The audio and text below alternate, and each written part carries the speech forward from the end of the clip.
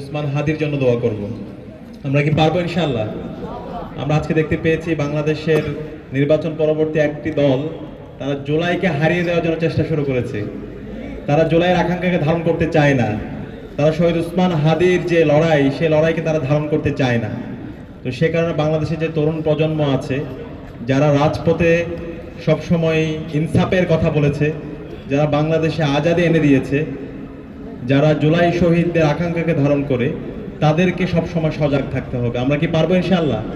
ইনশাআল্লাহ। এই লড়াইটা অনেক দীর্ঘ, এই লড়াই আমরা বিজয়ী হব ইনশাআল্লাহ। বাংলাদেশে যতদিন ইনসাফ কায়েম না হবে, বাংলাদেশে যতদিন আমরা একটি বৈষম্যহীন ইনসাফ ভিত্তিক বাংলাদেশ বিনির্মাণ করতে না পারবো, ততদিন পর্যন্ত আমাদের লড়াই সংগ্রাম জারি রাখতে হবে। সেই লড়াই সংগ্রামে আমরা আছি, আপনারা থাকবেন তো ইনশাআল্লাহ? ইনশাআল্লাহ। আর একই সাথে রমজান মাস, আমি আপনাদেরকে অনুরোধ করব, এই রমজান মাসে যত বেশি আমরা আল্লাহর নৈকট্য অর্জন করতে পারি। রমজান মাস কোরআন নাজিলের মাস। আমি আপনাদেরকে অনুরোধ করব, এই রমজান মাসে পবিত্র কোরআন মাজিদটা যদি আমরা অর্থসহ একবার শেষ করতে পারি, একই সাথে আমরা চেষ্টা করব প্রতিদিন কিয়ামুল লাইল করার জন্য, এবং ওই কিয়ামুল লাইলে আমাদের ব্যক্তিগত সমস্যা, পারিবারিক সমস্যা, একাডেমিক সমস্যা, সকল সমস্যার কথা আমরা আল্লাহর কাছে বলবো। আল্লাহ তাআলা আমাদেরকে এত বেশি দিবেন আপনি চিন্তাও করতে পারবেন না।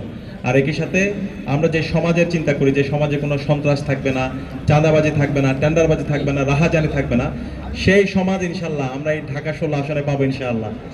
এবং সে জায়গায় তরুণদেরকে সজাগ থাকতে হবে। তরুণরা যদি ঐক্যবদ্ধ থাকে, বাংলাদেশে ফেসিবাদ অথবা কেউ যদি নব্য ফেসিস্ট হয়ে উঠতে চায়, তারা পারবে না ইনশাআল্লাহ।